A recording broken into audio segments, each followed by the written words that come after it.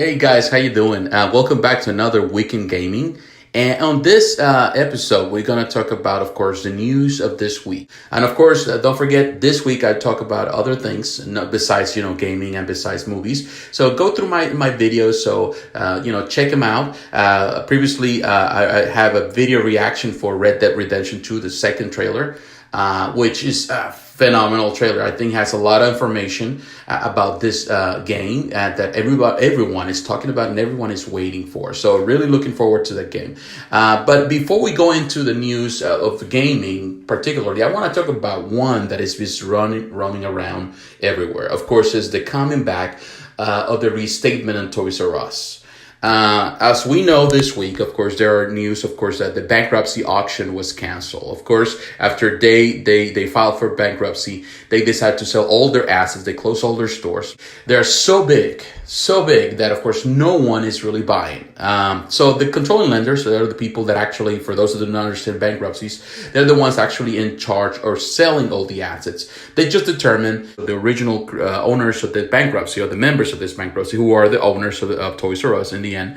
They decide to revamp everything, restart and rebrand the whole thing and maintain that and kind of restart from the ashes. So the control lenders determined that actually any qualified bids would be superior to this plan. And then, of course, it's all legal terms and all of that. So according to this, they're going to be rebranded from Toys R Us as a Jeffrey Toy Box.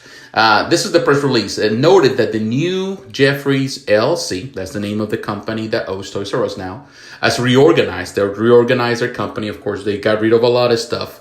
Will control a portfolio of intellectual property that includes trademarks, e-commerce assets, and data associated with the Toys R Us and Babies R Us businesses in the United States and all over the world, including a portfolio of over 20 well-known toy and baby brands such as Imaginarium, Koala Baby, Fast Lane, and Journey Girls.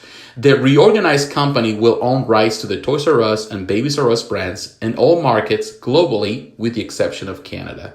I'm really excited to see, this company coming back.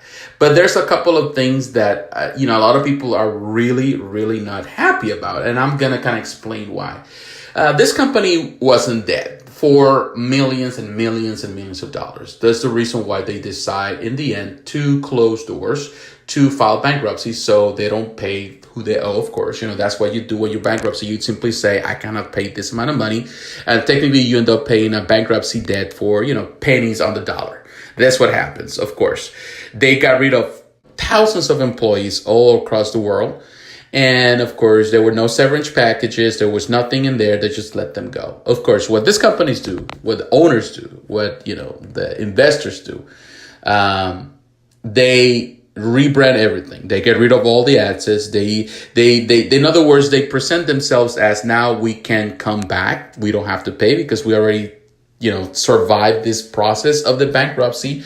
They don't pay. They come back as a new company. And of course, without paying the people that they owe. So this is going to be a restart. And, it's sad because for the people that work for Toys R Us, maybe people that they were let go after working years and years, no pension, no this, no that. Now, might they come back? Probably not. Probably they're going to rehire new people. They're going to restart fresh. And from the business perspective, and business do that all the time. They rebrand themselves. The same owners, the same people that own the company are the ones that are going to bring everything back, of course, everything fresh. So, and the people that lost are the people that were working for the company. It's sad, but that's how businesses operate.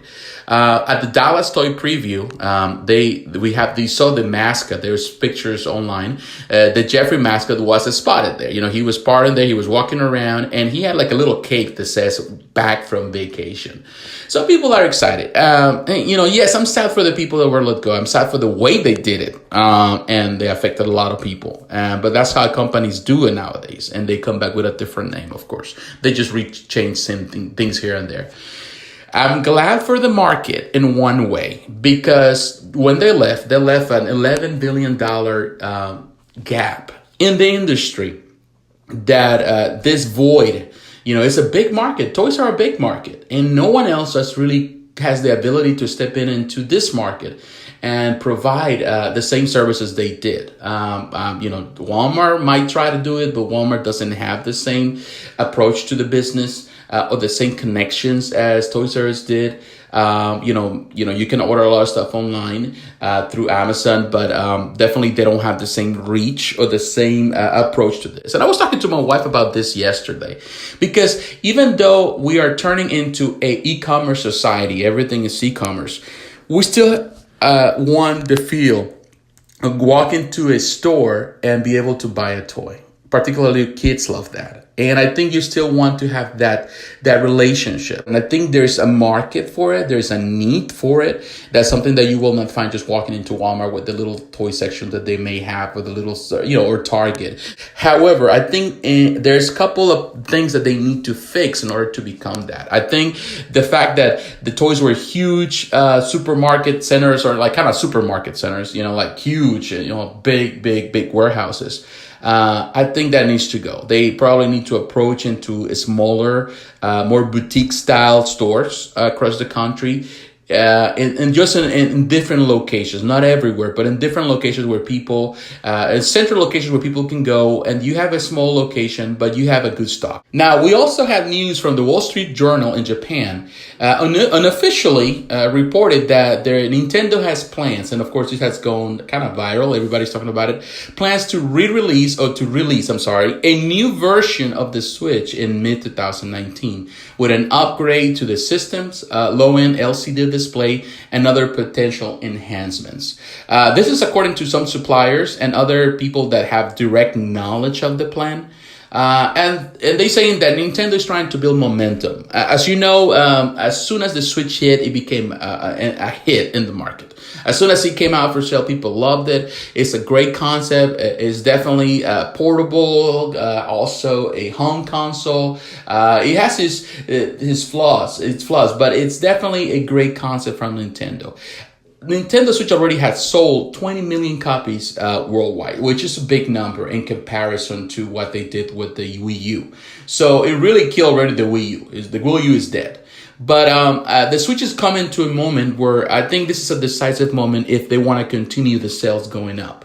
It's competing with the PS4, it's competing with the Xbox. They definitely are better equipment, in the market, and the arrival of the next generation is looming. So we know that it's coming soon. So Switch still wants to maintain that. So they want to create a much better system.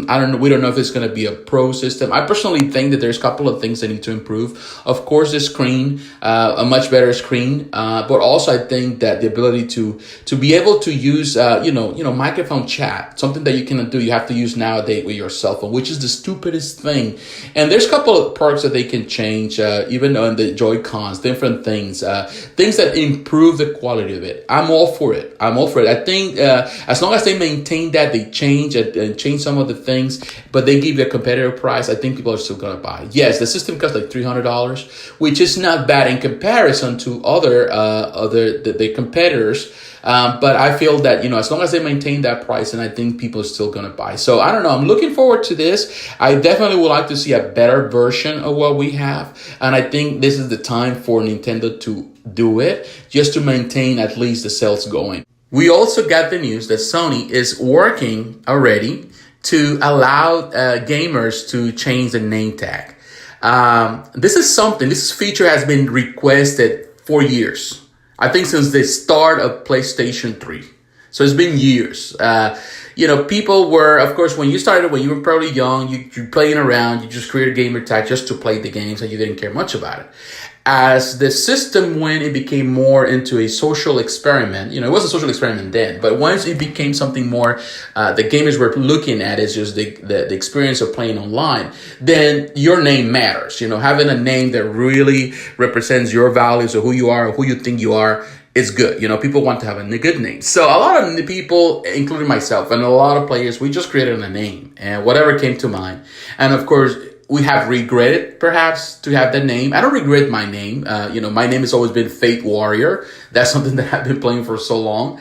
But I get to a point in my life that it's sounded a bit religious, even though I believe I'm a Christian, I have faith, and I believe in faith, and I'm a prayer. I love in prayers, so I'm a prayer warrior. So to me, that represents a lot of who I am.